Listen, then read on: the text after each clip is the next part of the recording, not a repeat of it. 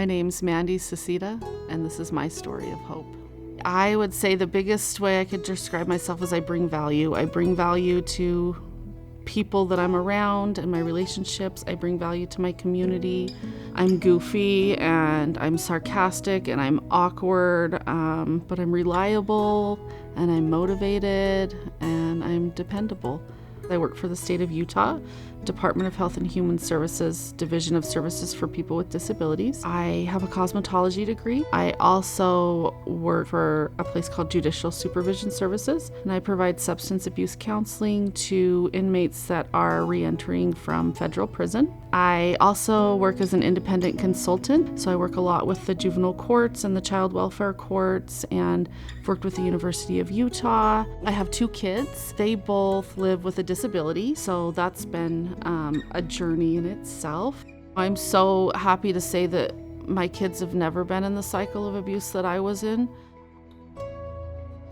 14, 15-year-old me could not envision who I am today. When I was 14, that's when I started my heavy substance use, and I never imagined, I never thought that this would be possible at all.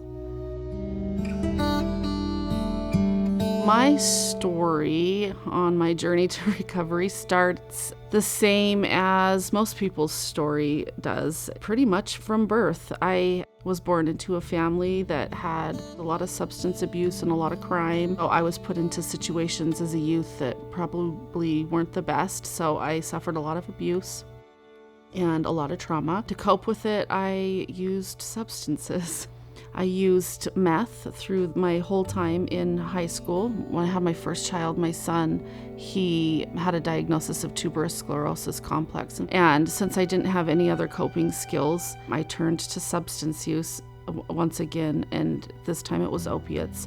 It was pretty bad. I remember laying on the couch and the TV would be on, and I would see like these reality shows, and these families are like getting together and they're doing things, and simple as waking up in the morning and being able to take a shower and get ready. And I couldn't do any of that unless I was high, unless I had my drug. I wanted what they had. I didn't have anybody in my life to show me what recovery looked like, but I had reality shows, and they really showed me what it looked like. I mean, this could be possible. You could do this. There are people out there that are living life totally sober. The moment that things really changed for me was I got a DUI with my children in the car, and DCFS was called, and my kids were removed from my custody just right then. So I went to my DCFS worker and I was like, this is my chance. I need residential treatment. And so she helped me get into House of Hope. And thank God, House of Hope's the one that worked for me out of everything else that I tried.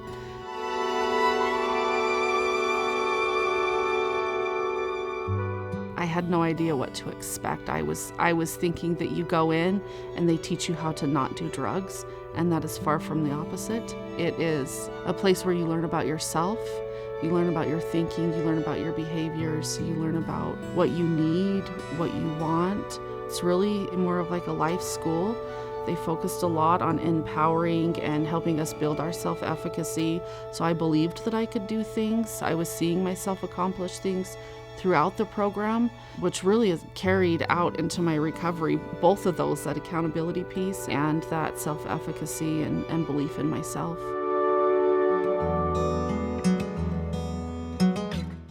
There's a difference between recovery and sobriety. So recovery would be considered an action word, and sobriety is not. So if you're sober, you're sober.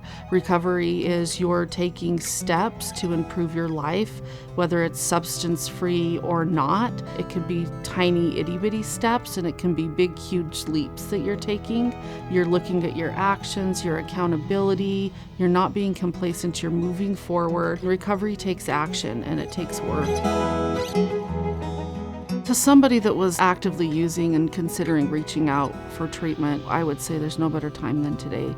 This time's gonna pass regardless. You can always come up with a million reasons why not, but come up with one reason why and do it. This is it. This is your life. So, what are we gonna do with it? You're not alone. Let us walk the journey with you.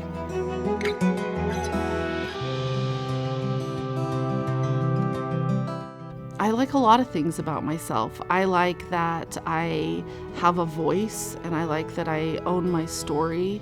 I like that I can empower other people, and I like that I empower myself daily. I'm proud of who I am. I'm proud of everything that I've accomplished, and I like that I'm free and I'm living how I never thought could be possible.